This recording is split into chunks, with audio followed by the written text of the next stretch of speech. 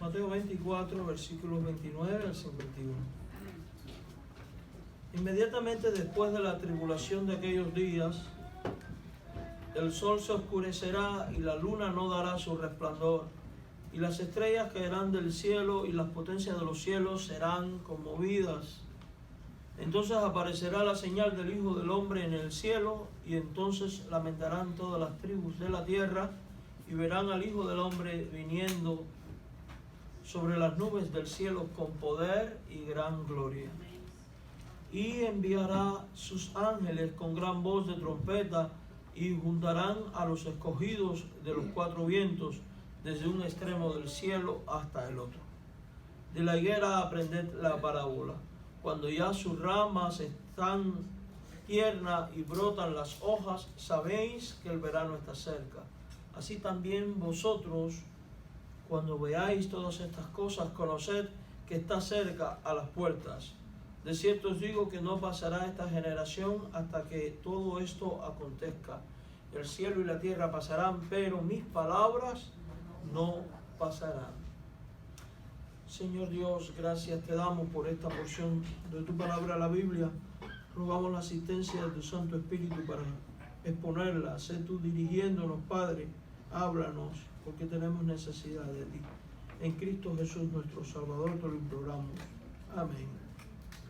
Bien, amados hermanos, evidentemente usted se habrá dado cuenta ya de que vamos a estar hablando acerca de la segunda venida de Cristo. Como usted sabe, estamos haciendo esta serie donde hemos estado hablando acerca de las enseñanzas de Jesús. Y el tema de la segunda venida no es una excepción, no escapa. Es un tema difícil de exponer, es muy complejo, tiene muchas variantes interpretativas, hay muchas posturas teológicas al respecto, pero está en la Biblia y hay que hablarlo. Así que no nos queda de otra. Cuando vamos a esta porción en específico, en Mateo capítulo 24 y 25, nosotros debemos considerar que todo el tema gira en torno a dar respuestas a tres preguntas. De hecho, Mateo es el único que registra las tres preguntas. Digo esto porque Marcos y Lucas solo enfatizan dos de ellas. Las tres preguntas, ¿cuáles son? ¿Cuándo será la destrucción del templo de Jerusalén? ¿Cuáles son las señales del fin? ¿Cuáles son las señales de tu venida? ¿Y cuáles son las señales del fin? Jesús no va a entrar en detalles escatológicos en esta porción de la Biblia. Simplemente se va a limitar a dar respuesta a estas tres preguntas. ¿A cuándo será la destrucción del templo? ¿Qué señales de su venida? ¿Y qué señales del tiempo del fin? Jesús motivó, al leer este pasaje podemos darnos cuenta que Jesús motivó a sus discípulos y por ende nos motiva también a nosotros a examinar cuidadosamente acerca de los últimos tiempos. Cuando leemos el verso 2 dice, respondiendo le dijo, ¿veis todo esto? De cierto os digo que no quedará aquí piedra sobre piedra que no sea derribada. Se está refiriendo al templo de Jerusalén, un templo construido en mármol, adorado con oro. Se dice que los techos del edificio, vistos desde el Monte de los Olivos en determinada hora del mediodía, pues había que retirar la vista porque encandilaba tanto que lastimaba la vista.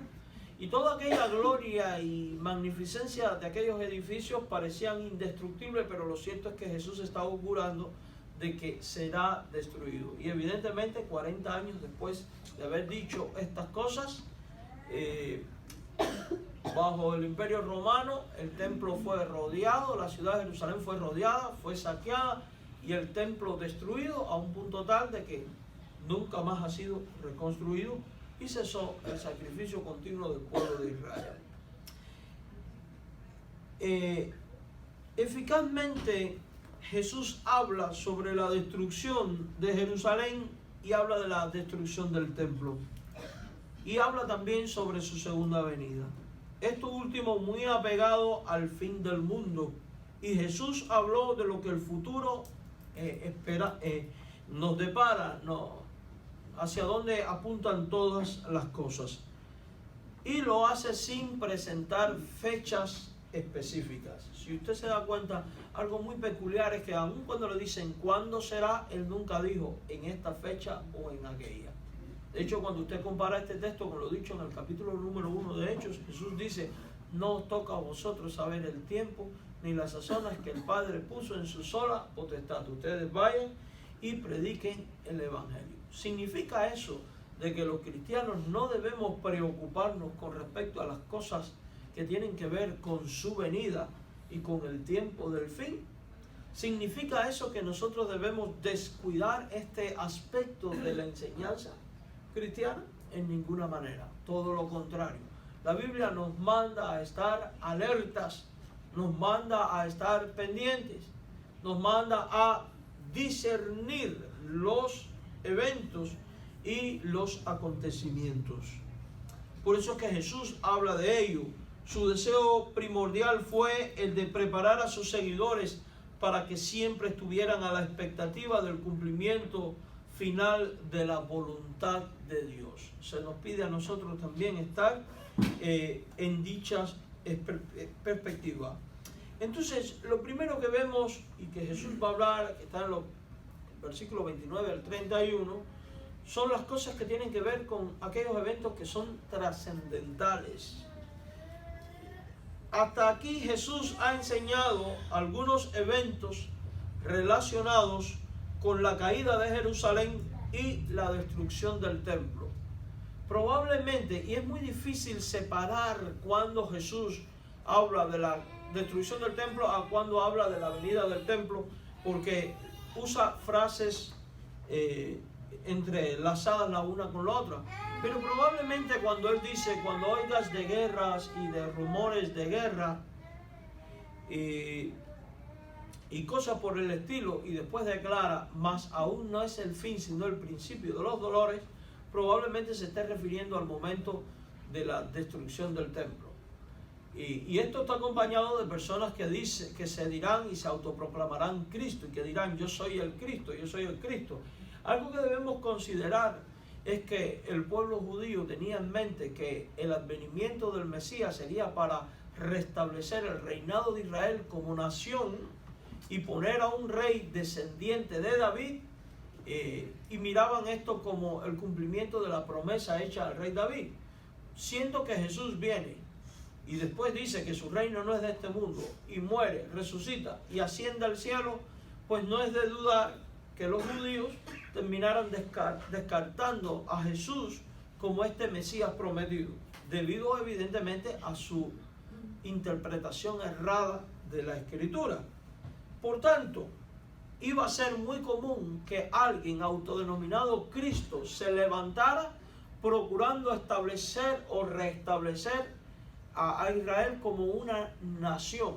Recordemos que ellos viven bajo la autoridad del Imperio Romano, y ya existía para los tiempos de Cristo la secta judía llamada como los celotes, y los celotes era una secta patriótica que odiaban a los romanos y querían deshacerse de los romanos.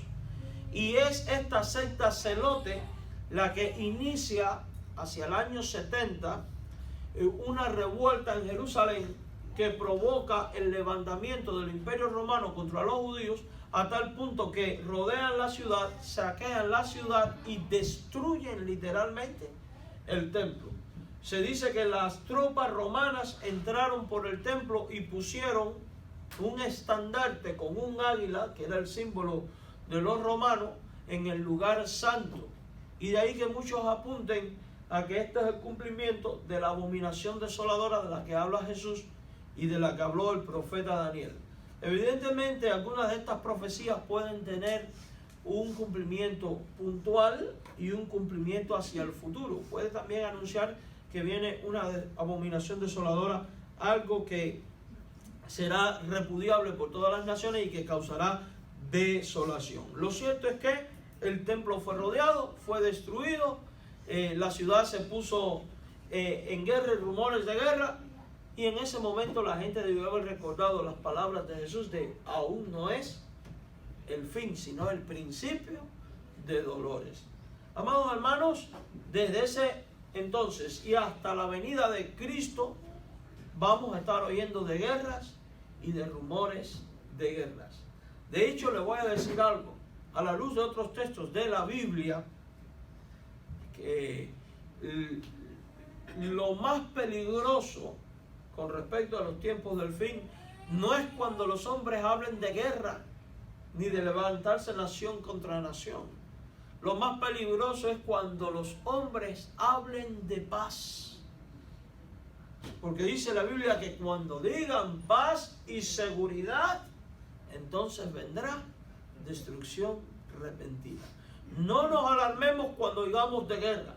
Alarmémonos cuando oigamos a las naciones y a sus líderes y a los líderes religiosos junto con los líderes de las naciones conciliando una supuesta paz mundial. Eso es lo alarmante. Eso es lo preocupante. Y lo que hoy llamamos globalización es algo que la Biblia viene advirtiendo desde el principio. Es algo que la iglesia viene predicando desde el momento en que Cristo ascendió al cielo. Y que probablemente nuestros antepasados habrían dicho, pero qué cosa tan loca. Porque la Biblia viene hablando de un sistema político mundial, de un idioma mundial, un sistema financiero mundial, un líder religioso mundial. Y probablemente en los tiempos del Imperio Romano, donde habían distintos reyes y naciones, esto no se podía vislumbrar. Probablemente en la Edad Media, donde imperaban los señores feudales y donde cada feudo era una especie de reinado, no se podía vislumbrar. Luego, cuando vienen las repúblicas y vemos a cada país actuando independientemente el uno del otro y buscando su progreso con respecto al otro, pero lo cierto es que ya hemos empezado a ver cómo las cosas se han encaminado a este orden mundial. Y es interesante, ¿cómo se llama este país? ¿Qué es este país? Distintos estados que se han unido. ¿Qué ha pasado con Europa? Ya tienen una Unión Europea. No me extraña que después surja una Unión Latinoamericana. Y el mundo va rumbo a una globalización política.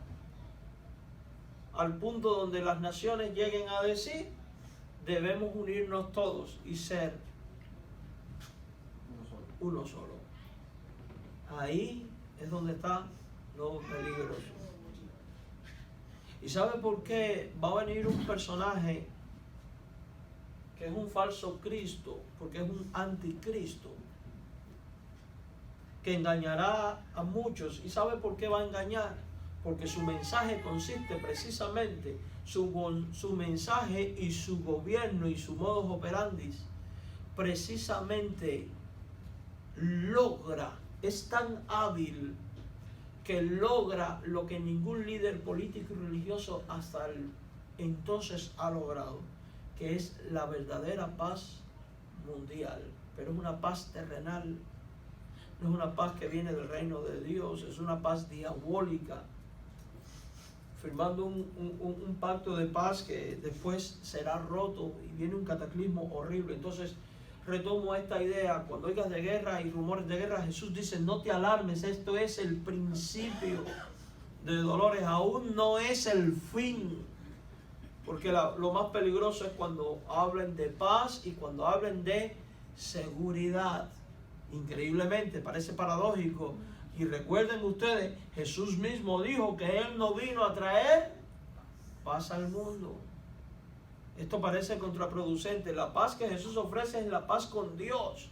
La paz que se obtiene al creer en Jesús como Señor y Salvador. Pero el creer y aceptar a Jesús como Señor y Salvador traería conflicto y discordia en todos los senos, en la familia, en la sociedad, incluso en el matrimonio. ¿Cuántos matrimonios no conocemos que una parte de la pareja no quiere que el otro vaya a la iglesia ni tenga nada que ver con Dios? ¿Cuántas familias no conocemos que los padres, al enterarse que sus hijos están oyendo de Dios, se levantan contra ellos? ¿Cuántos sistemas políticos y religiosos no conocemos que se levantan contra los cristianos? Y alguno de nosotros puede decir, demos gloria a Dios porque vivimos en un país libre donde podemos practicar nuestra fe libremente. Eso está condicionado, eso es relativo. Porque usted en la escuela no le dejan a sus hijos hablar de Dios ni de Cristo ni orar. Pero se lo toleran a otra religión y a otro tipo de religiosos. Usted no puede públicamente manifestarse, pero a otros grupos religiosos sí. Y quiere que le diga algo, el tipo de reunión que estamos teniendo hoy todavía, puertas adentro en un templo o públicamente con un permiso establecido, esos tiempos llegarán a su fin. Llegarán a su fin. Y alguno podrá decir, pastor, pero no podemos ser tan fatalistas. No se trata de ser fatalistas, se trata de ser realistas con respecto a las cosas que Dios enseña. Y usted ve todas esas iglesias enormes o pequeñas, todos estos templos y edificios van a quedar vacíos. ¿Sabe por qué van a quedar vacíos? No porque los cristianos irán a esconderse, sino porque la mayoría de los que dicen ser cristianos apostatarán de la fe, haciéndole juego al sistema. Muchos, dice Jesús, tropezarán. ¿Se da cuenta por qué hay que velar y orar para no entrar en tentación? ¿Se da cuenta entonces que la fe cristiana es algo bien serio? Que la fe cristiana sólida implica establecer principios de vida sólidos para que cuando vengan los momentos de crisis, persecución o todos estos eventos no nos afecten y no nos muevan porque hemos anclado nuestra vida primero en Jesucristo y segundo en sus verdades. Implica desarrollar convicciones en nuestra forma de pensar, vivir y actuar y responder. ¿Sabe quiénes son los que van a huir y van a correr en pos de estos líderes políticos, religiosos, mundiales, dejándose seducir y engañar? Los que no han desarrollado convicciones bíblicas. ¿Y por qué la gente no desarrolla convicciones bíblicas? Porque no se toman en serio a Dios. Porque no han escudriñado la Escritura como Dios manda, porque no llevan vida de oración. Por eso hago tanto énfasis en la importancia que tiene el ejercicio espiritual de meditar, escudriñar, aprender, orar y fomentar la vida devocional en relación íntima con Dios y en la familia. Por eso el creyente debe reunirse como familia a estudiar la Biblia todos los días, sin excepción. Pastor, ¿y si no tengo familia? ¿Usted solo? Y hacer énfasis en ese culto familiar, personal, para ir desarrollando convicciones espirituales en su vida, en la de su familia, en la de sus hijos. No espere que la iglesia ocupe ese lugar, porque la iglesia nunca va a ocupar ese lugar porque usted viene a la iglesia solamente el domingo. Ese lugar y ese rol lo tiene que desarrollar usted, lo tengo que desarrollar yo, lo tenemos que desarrollar nosotros como individuos. Recuerde que la verdadera adoración a Dios no es la que se limita a estas cuatro paredes. La verdadera adoración a Dios es una continua relación con Dios en todo tiempo, momento y lugar, buscando desarrollar convicciones bíblicas que nos permitan mantenernos inamovibles cuando todo este sistema de cosas arrecie. Y digo arrecie porque ya comenzó y lo estamos viendo, hermanos. Y debemos de estar alerta. Estas palabras de Cristo son bombillos rojos que se encienden. Es como cuando usted está manejando en la noche. Hay un gran tráfico. Usted va junto con el tráfico, al mismo paso del tráfico. Pero siente la sirena de una ambulancia, de los bomberos, y ve las luces. ¿Y qué usted hace? Se aparta. ¿Y por qué se aparta? Porque usted percibió ¿qué? Las señales. Amados hermanos, la Biblia nos está dando señales y nos está diciendo esto viene. No sigas conforme a las corrientes de este mundo, sino más bien vive conforme a lo que Dios manda para establecer principios sólidos de vida cristiana, a fin de que cuando el Señor venga, seas hallado fiel para heredar la corona de la vida. Amado hermano, hasta aquí Jesús ha señalado algunos eventos relacionados. Este trasfondo descriptivo le sirve para señalar lo que sucederá cuando Él venga por segunda vez. Es bueno observar que el pasaje no permite una separación precisa de los acontecimientos relacionados con la destrucción del templo y la venida del Señor, pero igual nos arroja luz. Primero, viene conmoción astronómica sobre el mundo. Mira el versículo 29.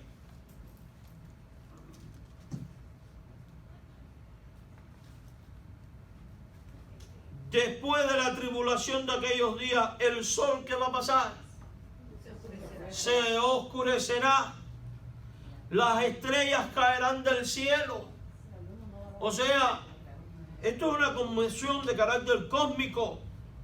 Las potencias de los cielos serán, ¿qué? Conmovidas.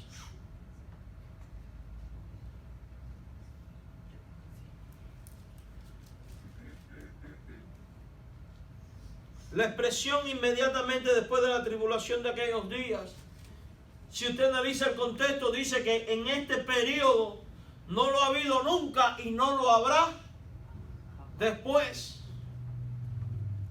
Y es para el mundo entero. Mira el verso 21. Habrá entonces gran tribulación, cual no lo ha habido desde el principio del mundo hasta ahora, ni lo habrá. Por tanto, no podemos mirar de manera optimista lo que va a ocurrir aquí en la tierra. Olvídese de esos grandes avivamientos espirituales que profetizan muchos falsos maestros. Lo que viene es un avivamiento de la apostasía, un avivamiento del mal, de la falsa enseñanza. Una generación que dice la Biblia que no sufrirá la sana doctrina. Una generación de falsos maestros y de falsos profetas.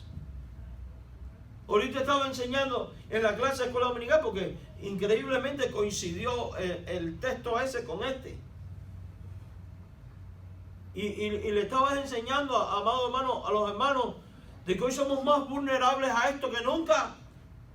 ¿Sabe por qué? Porque los cristianos hemos sustituido la devoción personal. Hemos abandonado el estudio personal de la Biblia, el sacrificio de venir y estudiar por uno mismo la Escritura. Y hemos adoptado una mentalidad de parásitos espirituales.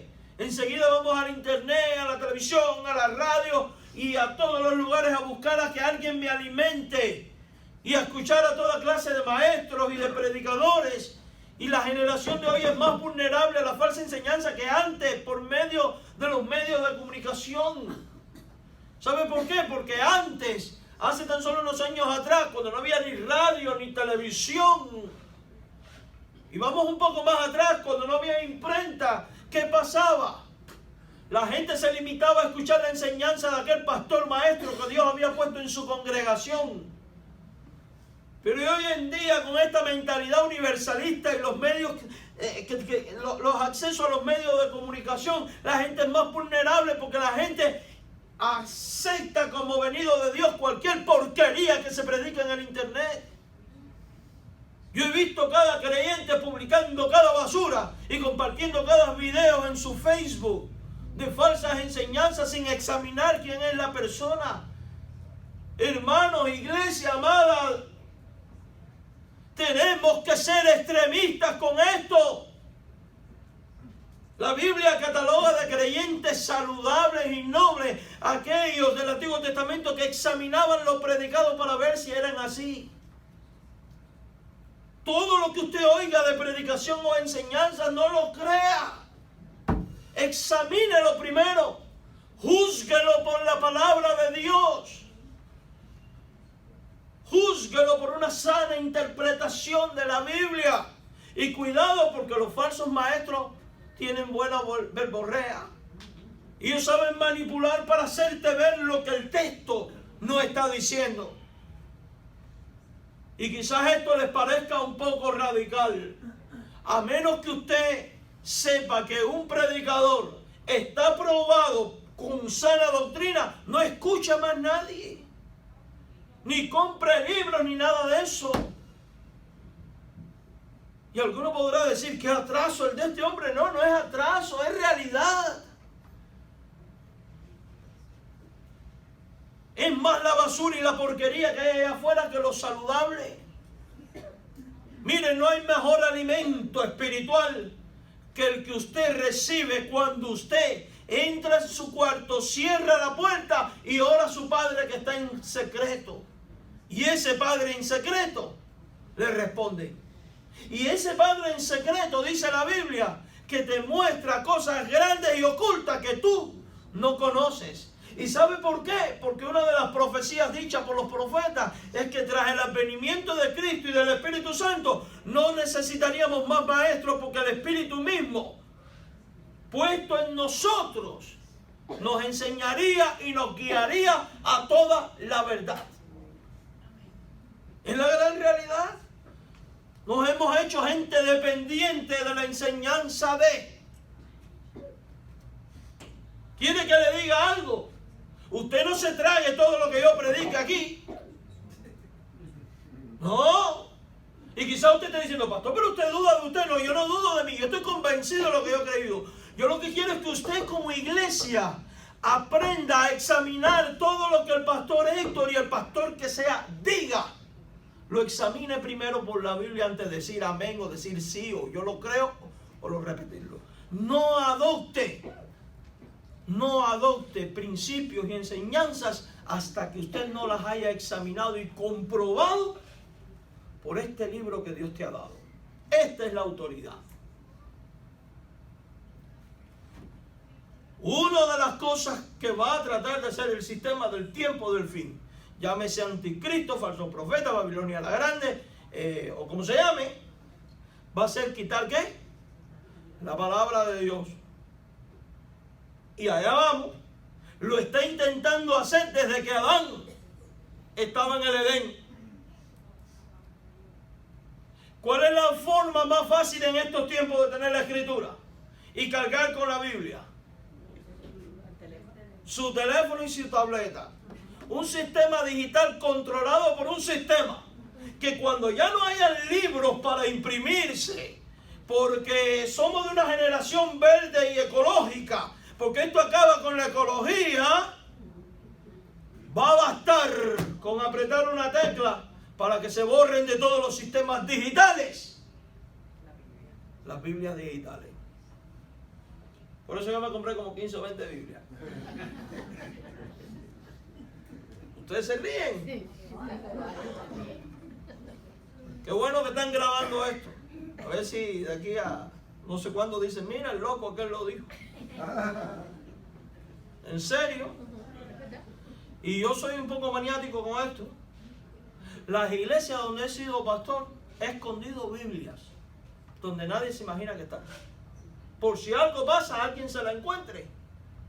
Eso fue lo que hicieron los creyentes del pasado. No voy a decir dónde están, ya aquí tengo escondido.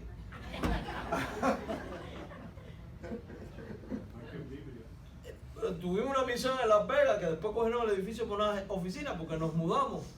Y el otro día digo, ¿qué habrá pasado con este edificio? Y vi que demolieron la plataforma de la iglesia. Digo, se encontraron con mis Biblias.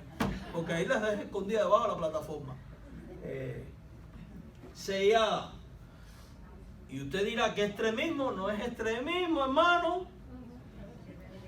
¿Sabe qué va a pasar? El libro va a ser quitado, va a tratar de quitarse, y el que no lo aprendió, ¿con qué autoridad vas a apelar? A apelar, dígame. Son realidades y nos reímos, pero no es de risa, esto es de llorar.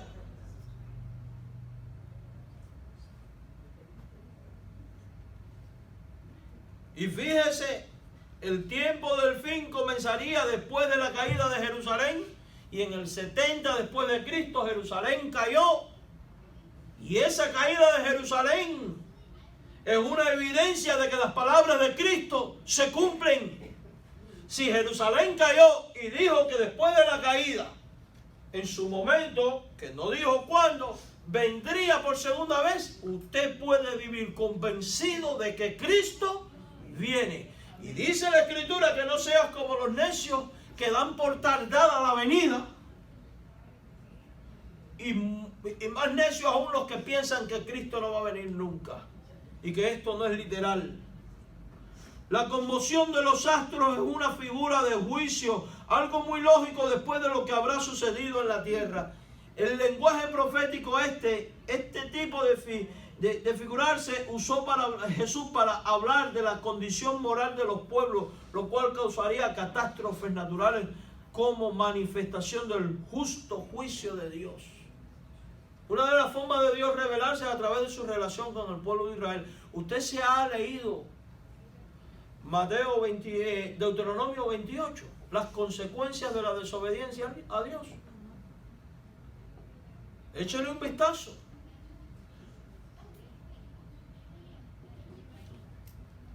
Por multiplicarse la maldad y no tomar en cuenta la palabra de Dios, échale un vistazo. Por arribita les voy a decir: no caerá lluvia. En vez de lluvia caerá polvo. ¿De qué habla eso, hermano? Sequías. ¿Y las sequías que traen? Plagas, hambre, mortandad. ¿Cuál otra consecuencia de todo esto? El extranjero valdrá más que tú en tu propia tierra, dice. Tendrás una mujer y otro vendrá y dormirá con ella. ¿Se está viendo esto o no? Y tus hijos y tus hijas serán a tierra lejana que tú no conociste y no los verás. A causa de las condiciones en que está el mundo, dígame que no hay inmigración.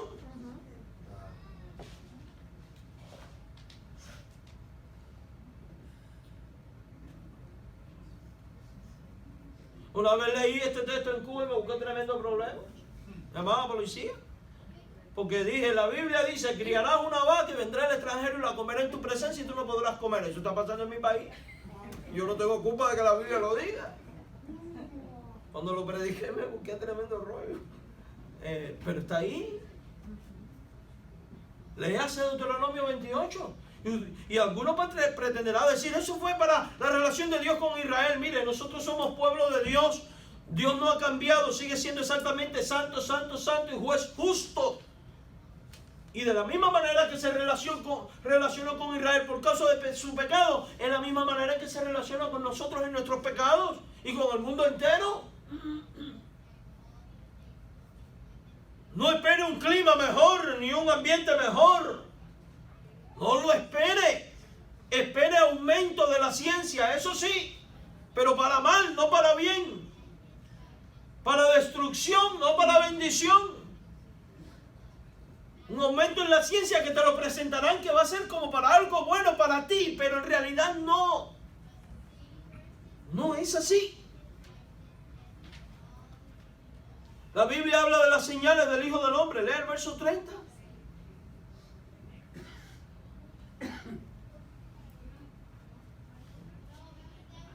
Entonces aparecerá la señal del Hijo del Hombre en el cielo. ¿Y qué va a pasar cuando aparezca esto? ¿Verdad que es un día de fiesta? Bueno, un día de alegría para el pueblo de Dios. Pero aún el pueblo de Dios que tiene sentimientos al saber qué es lo que acontece, no creo que se goce. Porque dice la Biblia, entonces lamentarán todas las tribus de la tierra, lamentarán. Y verán al Hijo del Hombre viniendo sobre las nubes del cielo con poder y gran gloria.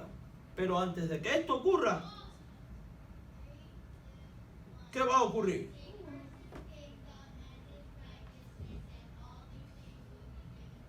Va a ocurrir persecución, verso 9. Va a ocurrir apostasía, verso 10. Muchos tropezarán, serán entregados unos a otros y unos a otros serán aborrecidos. ¿Qué va a ocurrir? Verso 11. Muchos falsos profetas se van a levantar, engañarán a muchos, habrá mucho engaño. La maldad se va a ¿qué? a multiplicar y el amor se va a ¿qué? A enfriar.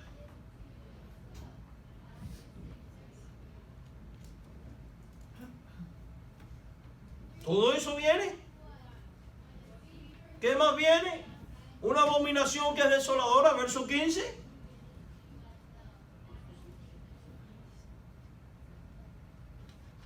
Y Dios es tan bueno y misericordioso que en el momento, este momento más intenso conocido como gran tribulación, Él lo acorta por causa de los escogidos.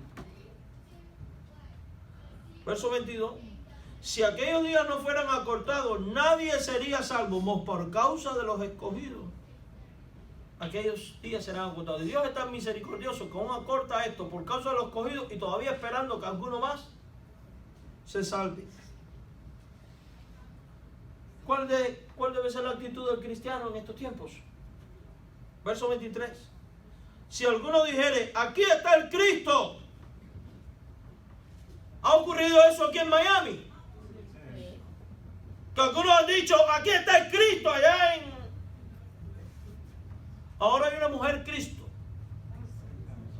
El otro día en el Facebook de la iglesia, transmitiendo una de las predicaciones en vivo, me escribieron: usted está errado, porque ya Cristo vino, y vino en la persona de una mujer que es fulana de tal. Ahí le metí mi buena contesta también. Y lo bloqueé. Ya se trata de, bueno, no me puede ver ahora porque lo bloqueé. Claro que lo bloqueé, eso es en el término moderno decir, no le digas bienvenido ni te sientes con él. Eso no es censurar, no. Eso es ponerle un stop a alguien que quiere usar nuestra plataforma para sembrar error. No me da ni gana, no me presto para eso. Y cuando le digan, este es el Cristo, la Biblia nos manda a ser escépticos. De hecho, nos exhorta a la incredulidad con respecto a esto. Dice categóricamente Jesús, no le creáis. Porque es que cuando Cristo aparezca en gloria, no va a haber necesidad.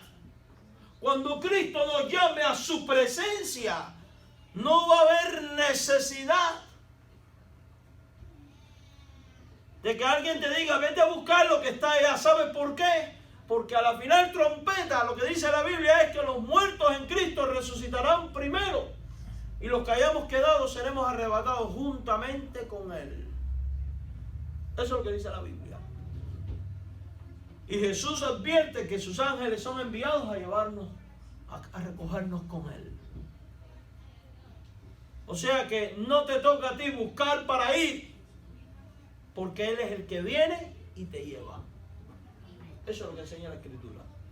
Por tanto, cuando alguien te diga, aquí está o allá está, o vete y mira y considera, mira, no vaya ni de chismoso. Sí, porque todos en la vida de alguna manera somos chismosos. ¿A usted no le ha pasado que usted está manejando, ve el tráfico parado en el otro lado y usted para el tráfico de aquí por mirar lo que está pasando allá? Que no tiene que ver contigo. Cuando te digan, aquí está el anticristo, o está allá, o el falso Cristo, usted no vaya. Usted no tiene que satisfacer esa curiosidad. Es más que desde que alguien le diga, este es, ya eso es más que suficiente para desestimarlo.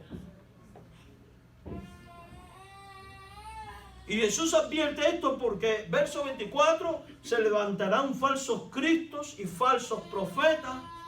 Y esto es lo interesante de estos falsos cristos y de estos falsos profetas, y es el poder engañoso que tienen, y hablamos de esto el otro día. Y es que esos falsos cristos y esos falsos profetas son gente que hacen señales y supuestos milagros. Mira el verso 24. ¿Qué van a hacer? Grandes señales, grandes y grandes prodigios, de tal manera que engañará, si fuere posible, a los escogidos, porque los escogidos no lo pueden engañar. ¿Qué va a pasar con todo ese cristianismo? Vamos a llamar el cristianismo sentimentalista, sensacionalista, que lo único que anda persiguiendo es señales y milagros. Cuando se manifieste este personaje y diga, yo soy el Cristo, mira los milagros y las señales que haga. Esos son los primeros que van a decir aleluya, gloria a Dios, santo, bendito, y se van detrás de ellos. Recuerden lo que dijo Jesús. Los judíos piden señal y los gentiles sabiduría. Y señal y sabiduría no les serán dadas. Nunca dé por sentado de que porque alguien supuestamente haga una señal o un milagro, viene de Dios. Porque los falsos maestros hacen señales y milagros. Miren la historia. Hay personajes bien controversiales que han hecho cosas inexplicables. ¿Cuántos de ustedes han oído dentro del catolicismo a un sacerdote ya muerto que ahora lo declararon santo, que se llamaba Pío de Pietrelcina? Bueno, pues ese hombre cuando estaba vivo sufría de bilocación. ¿Sabe lo que significa eso? Estar en dos partes a la misma vez. Se hizo famoso porque cuando la gente venía a confesarse, en vez de decir sus pecados, él le decía sus pecados. Tal día, tal hora, con tal persona, en tal lugar, usted hizo esto y esto y esto y esto. Y cosas por el estilo. El hombre se muere. La misma Iglesia Católica lo encerró, le prohibió dar misa y lo tuvo encerrado por no sé cuántos años. Sufrió las supuestas estigmas y 50 años después se le quita. Se muere, lo entierran, se entierra. 100 años después lo sacan y el hombre está incorrupto como si nada y el cuerpo fresco. Dígame que eso no es del diablo, hermano. La Biblia condena la adivinación. Y si los idólatras no entran en el reino de los cielos, y sabemos por miles de cosas que no podemos afirmar de que la doctrina católica es ni bíblica ni saludable. ¿Cuántos de ustedes han leído la historia de San Martín de Porres? ¿Saben quién es San Martín de Porres? En Latinoamérica es muy conocido. Otra barbaridad de este tipo. Y Santa Catalina de Siena, que viajaba montado en una nube para arriba y para abajo, tenía avión en la Edad Media. Y quizás eso pudo haber sido verdad. Yo lo creo. Es que el diablo puede hacer todas esas cosas. La Biblia habla de que los falsos maestros vienen con falsas señales. No todo lo que es señal significa que viene de Dios. Cuidado. No sea tan crédulo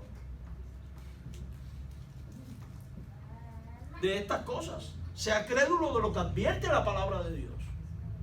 Y si la palabra de Dios advierte que viene gente falsa, que son falsos cristos haciendo milagros, entonces eso significa que yo tengo que tener discernimiento para poder saber cuando algo viene de Dios y cuando algo no viene de Dios.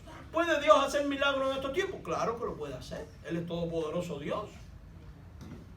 Pero Dios nunca va a hacer un milagro de tal manera que el hombre termine alabado y adorado más que el mismo. Es que de hecho ya en los tiempos de Santiago, cuando se escribe esta epístola, cuando haya enfermo entre vosotros, que dice la Biblia, llame a los ancianos de la iglesia, y la oración de fe sana al enfermo. Llame a los ancianos. Los ancianos no son los viejitos de la iglesia, son los pastores. Y únjale con aceite. Es la única cosa por la cual se manda a ungir a alguien que en el texto original es como frótalo con aceite. Cuidado con las señales, mis hermanos, porque la Biblia dice que hacen señales y prodigios mentirosos. Son trucos. Eso de que llovió oro en el templo y que te empasté la muela en forma de cruz, ese fetichismo y ese... ¿Por qué una cruz? ¿Por qué un empaste tiene que ser con una cruz? Dígame, ¿por qué una cruz?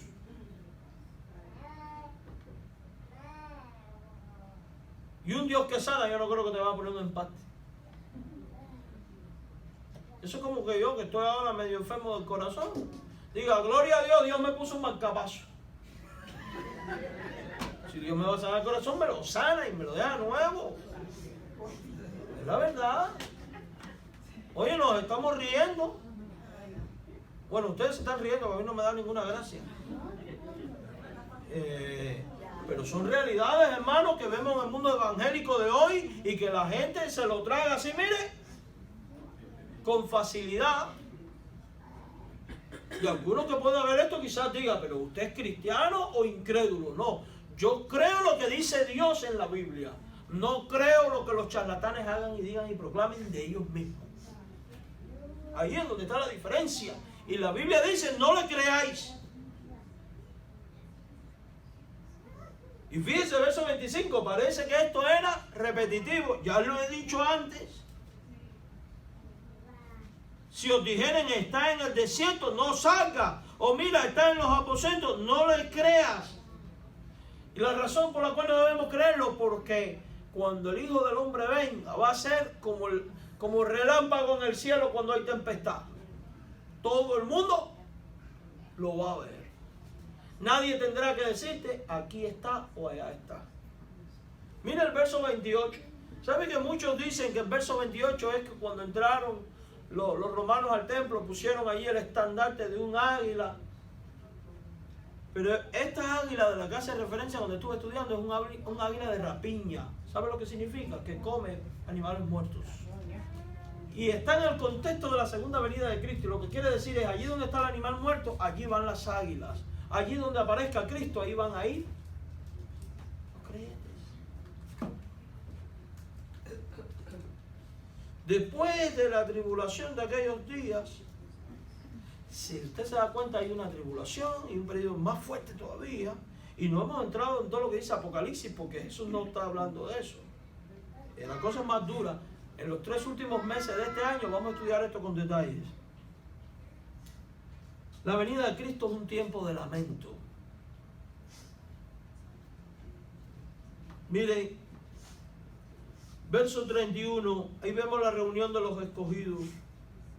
Enviará a sus ángeles con gran voz de trompeta, juntará a sus escogidos de los 4 vientos, de un extremo del cielo hasta el otro. Y alguno dirá, ahí está en el cielo. Bueno, Marco y Lucas dicen que también en la tierra. O sea, la idea es de que los creyentes de los 4 puntos cardinales de la tierra serán llevados con el Señor.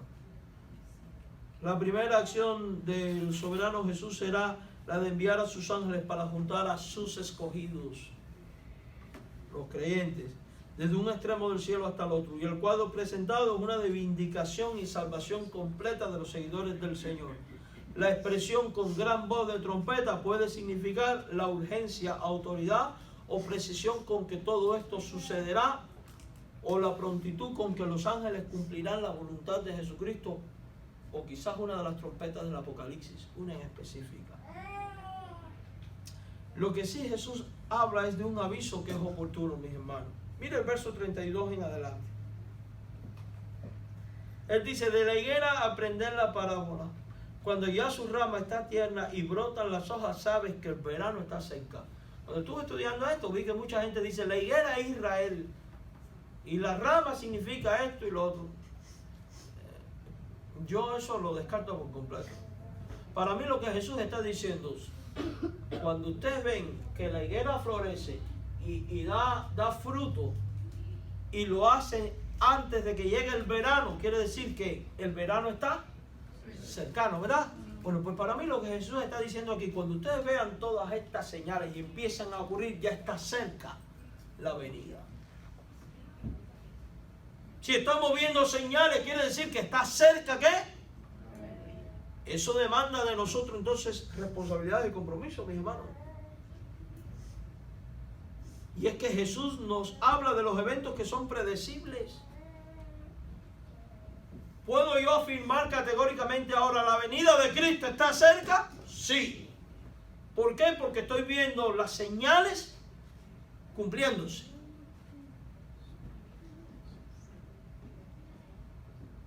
La naturaleza misma permite observar lo predecible de ciertos eventos, como usa Jesús aquí con la higuera.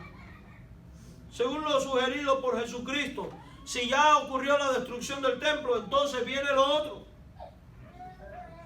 Por eso Él dijo, el cielo y la tierra pasarán, pero mis palabras no pasarán. Escuche esto, la palabra de Dios no pasará. Y si Jesús dijo que todo esto viene, ciertamente todo esto viene.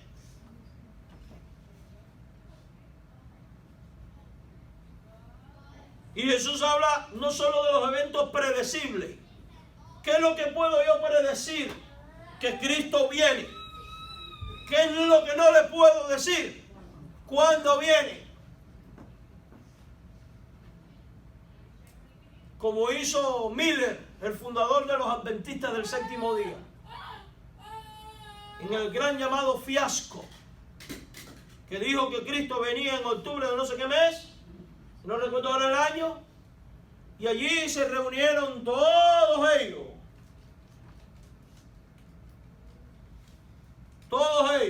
todos los seguidores de Miller, incluyendo a Elena G. de White. Esperaron, cayó el sol, ellos habían vendido propiedad, se habían deshecho de todo porque Cristo venía en esa fecha y muy oportunamente le aparece un ángel a Elena G. de White, la fundadora de los adventistas del séptimo día, y le dice, Miller no se equivocó. Es que Dios no reveló bien todas las cosas y ahora las está dando a conocer más completas. Es que en esa fecha, lo que ocurrió, porque Dios me lo explicó, es que Cristo vino espiritualmente y pasó del santuario terrenal al santuario celestial. Y ahí empieza la doctrina del santuario celestial de Dios. Esa misma película se repite después con Charles D. Russell, el fundador de los Testigos de Jehová. Armagedón viene en 1914. No vino Armagedón. Armagedón está al doblar de la esquina, para el 16 ahora. El hombre se murió en ese tiempo. Viene Rutherford, predice lo mismo. Pasa el 16, no ocurrió. Miles que hoy viven no morirán jamás. En el 1925, no ocurrió. De hecho, construyeron una gran mansión en California porque iba a resucitar a Abraham, Isaac y Jacob. No, la mansión la vivió él muy bien, muy sabroso, en plena depresión en este país. Y Rutherford, el fundador, el presidente de los Testigos de Jehová, viviendo como un multimillonario. Después dijeron que en 1975 no se cumplió. Y a partir del 1975 fue que los Testigos de Jehová aprendieron a no poner más fecha. Pero todos los testigos modernos ahora te dicen que no, que esa historia no es cierta. Y te quieren dar toda una explicación tratando de justificar lo que no tiene justificación, porque la Biblia dice que el profeta que hablara de parte de Dios, si no se cumple lo que dijere, es un falso profeta.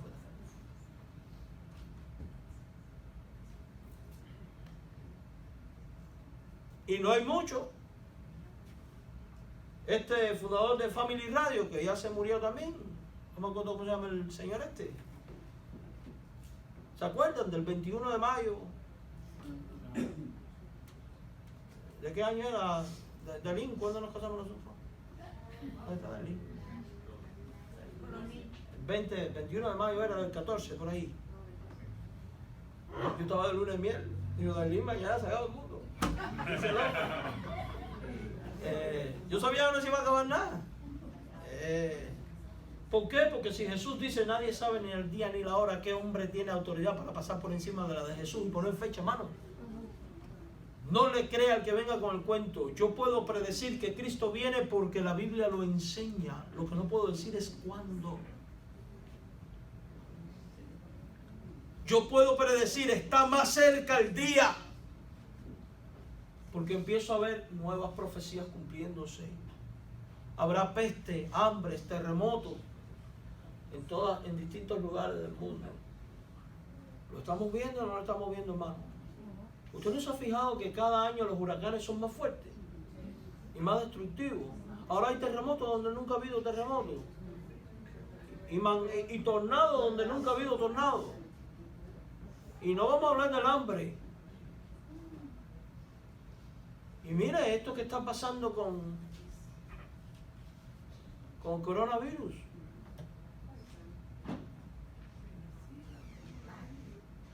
Son alarmas. Ah, pero es que toda la vida ha habido plagas. La peste negra acabó con media Europa. Sí. Pero es que no estamos hablando de que la peste negra acabó con media Europa. Lo que estamos hablando es que las plagas que vienen van a acabar con Europa y media. Porque está profetizado así. Y el libro de Apocalipsis habla de que murió las 3/4 partes de la humanidad, por ejemplo. Yo no estoy diciendo que el coronavirus es esa plaga. Lo que estoy diciendo es que van a venir cada vez más intensas. Porque tienen la capacidad de mutar. Y no para ser menos nocivas, sino para ser peores. ¿Ustedes creen que esto es coincidencia? Anda sembrando terror. No, yo no estoy sembrando ningún terror. Eso lo dijo Jesucristo. Eso lo dijo Dios en su palabra, la Biblia. Más bien estos son alarmas que deben de hacernos pensar. Oye, la Biblia se está cumpliendo. Es verdad, Dios existe.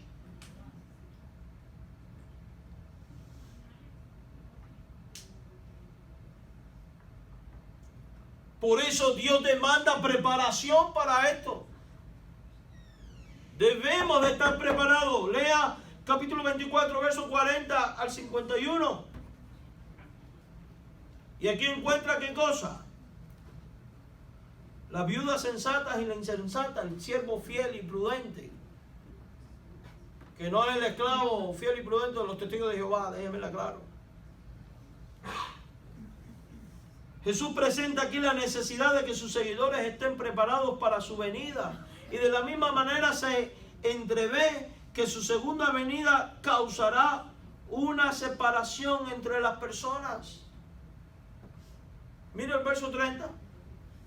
Aparecerá la señal del Hijo del Hombre en el cielo y entonces lamentarán todas las tribus de la tierra y verán al Hijo del Hombre viniendo sobre las nubes del cielo con poder y gran gloria, ¿verdad? Ahora compárenlo con el verso 40 y 41. Estarán dos en el campo, el uno será tomado y el otro será ¿qué? Dejado. Dos mujeres estarán moliendo en un molino, la una será tomada y la otra será dejado. Si usted se da cuenta, están haciendo lo mismo. Pero el destino final no es el mismo. Porque el destino final está condicionado en que si la persona creyó o no creyó en Jesucristo. Jesús dijo que el que en mí cree tiene la vida eterna y el que no cree ya ha sido condenado porque no ha creído en el nombre del unigénito Hijo de Dios. Y en Juan 3:36 dice que los tales están bajo la ira de Dios.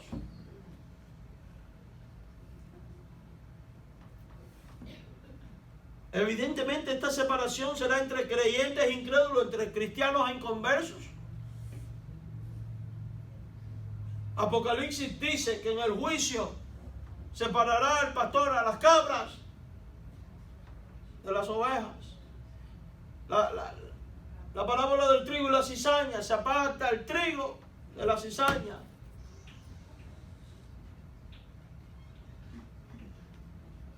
Eso nos dice que entonces esto implica un compromiso. Jesús presenta dos cuadros de serena normalidad y de aparente igualdad entre las personas, pero señala que la diferencia será notoria cuando venga el Hijo del Hombre. Es obvio que algunos estarán esperando con la previa y necesaria preparación, no importando sus quehaceres cotidianos. El Señor no reclama espera pasiva, improductiva, sino una actitud que refleje la constante expectativa de sus seguidores. Por eso las vírgenes tenían que tener las lámparas listas. Por eso el que Dios le dio talento debe de ir a invertirlo en las cosas del reino, porque sabe que Jesucristo viene y pedirá cuenta de sus acciones. Y ha de estar enfocado en estas actitudes, porque el Señor va a dejar crecer el trigo y la cizaña juntas, pero al final separará el uno de lo otro. Y aunque en el entierro digan era muy bueno y que le alumbre la luz perpetua o le ponga un vaso con agua para iluminar el espíritu y toda esa sandeces que la gente enseña y crea, si usted es trigo, usted va al cielo. Pero si usted murió siendo cizaña, usted será echado al abismo y quemado por la eternidad. Y quizás suene duro y criminal y crudo, pero es la realidad. Es una realidad que hay que tener en cuenta para voltear los ojos a Jesús de Nazaret, que es el único que puede liberarte de ese tormento eterno. Si usted confiesa su pecado, se arrepiente de su pecado y cree en Él como Salvador y Señor de su vida, y decide preparar su lámpara llena de aceite para que cuando Él venga, usted no quede fuera. Implica vivir vestido adecuadamente, espiritualmente hablando, para que cuando se celebre la boda, usted no sea echado fuera. Implica crecer como trigo, para cuando Él separe la cizaña, usted no sea echado fuera. Implica invertir lo que Dios nos ha dado, haciendo uso de nuestros dones, sacrificándonos en la obra de Dios, para que Dios te diga, buen siervo y fiel, y usted no sea echado fuera. Es realidad que está en la Biblia.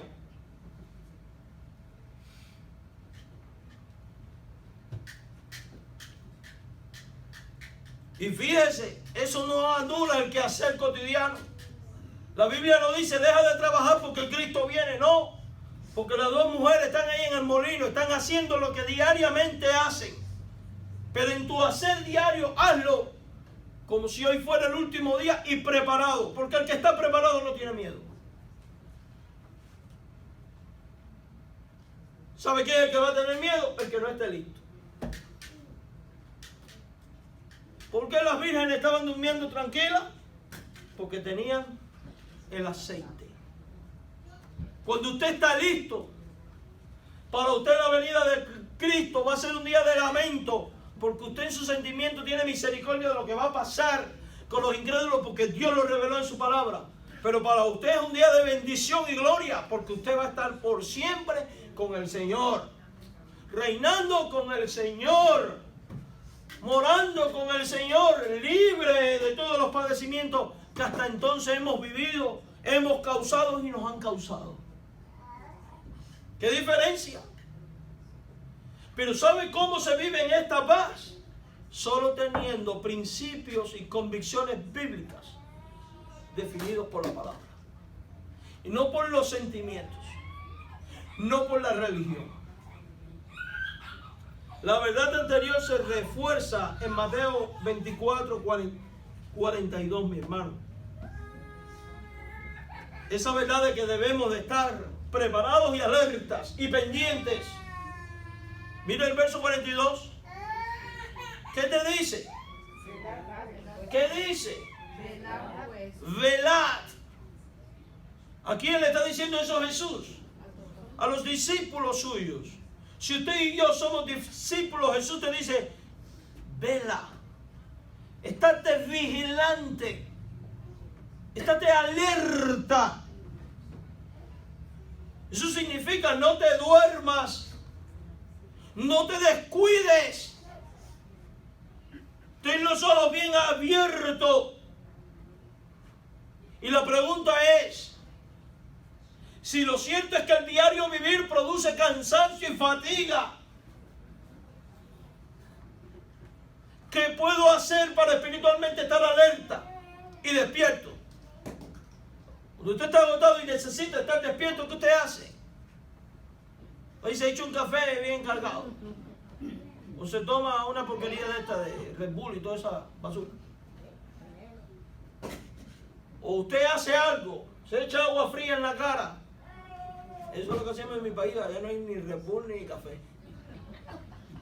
Se echa agua fría en la cara y a veces hasta se golpea.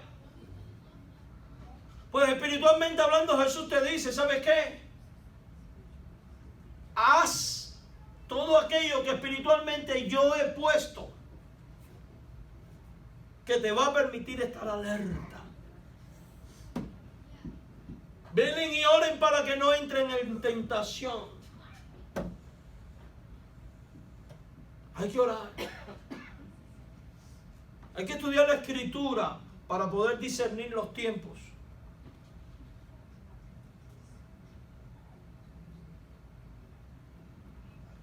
Hay que animarse el uno al otro con estas palabras y estar juntos, porque cuando uno se desanima, el otro que está más fuerte te puede ¿qué? Animar. Por eso dice velad. ¿Y por qué velar? ¿Por qué estar alerta? Debido a que no sabemos cuándo va a ocurrir. Puede ocurrir en el próximo segundo. Puede ocurrir en 1.000.000 de años o más. Que no creo que va a ocurrir en 1.000.000 de años por las señales que estamos viendo. La Biblia nos manda a estar ¿qué? Alertas. A vivir como si Cristo viniera ya.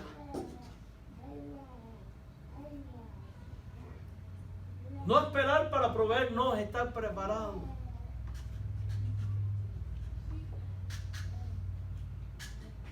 Por eso me compré todas las Biblias y las escondo. Por ejemplo, ¿qué hace usted cuando viene un huracán si usted es sensato? ¿Qué hace usted? Va y compra de todo. Ya compraron para el coronavirus. Vaya y compre. No es juego. Usted provee, ¿verdad? Bueno, pues esto es lo que tiene que ser en el ámbito espiritual. Armarse de todos aquellos recursos espirituales que Dios ha dado para estar listos para cuando el Señor venga. A nosotros no nos debe coger de sorpresa. Y el que está listo no le va a tomar por sorpresa.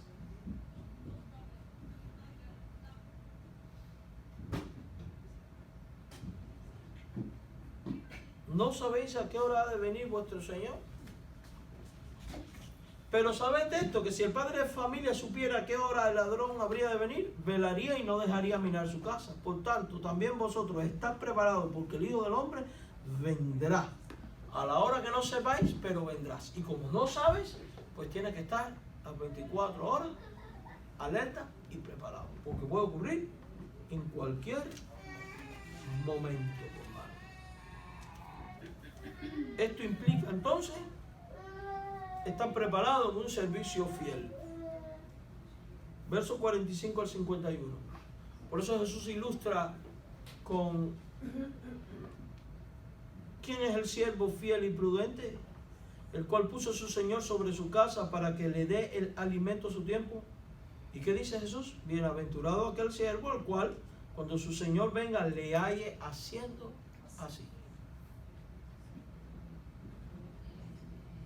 Y luego habla de la insensatez del siervo, insensato, valga la redundancia. Y vendrá el Señor de aquel siervo en día que éste no espera y a la hora que no sabe. ¿Y qué pasará con el insensato? Lo castigará duramente, pondrá su parte con los hipócritas, porque vivió muy religioso, pero no estaba preparado. Allí será el lloro y el crujir de dientes. Era un perdido. Porque el verdadero cristiano está listo para el encuentro del Señor. ¿Cuál es el paso número 1 para estar listo para el encuentro con Dios y evitar todo esto? Creer en Jesús como Señor y Salvador personal de tu vida. Ese es el paso número 1. Porque si usted no cree en Cristo, de ahí no hay quien lo salva. Usted es cabra, no oveja. Usted es cizaña, no trigo. Usted es siervo imprudente, no prudente. Usted es de la Virgen sin aceite.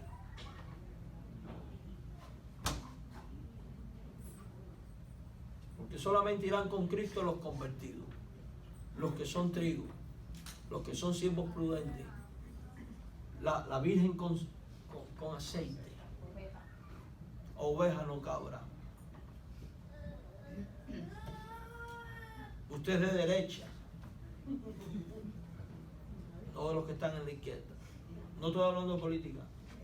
Estoy hablando que pone a uno a la derecha y otro a la izquierda. Ustedes los separados para Él, porque es pueblo de Él. Nación santa, pueblo adquirido por Dios. Jesús viene. La pregunta para ti es, ¿estás preparado? Si viniera en este instante, serás de los que serán tomados porque estás listo, tomado para ser llevado al reino de los cielos, dejados para ser lanzado al abismo, al infierno.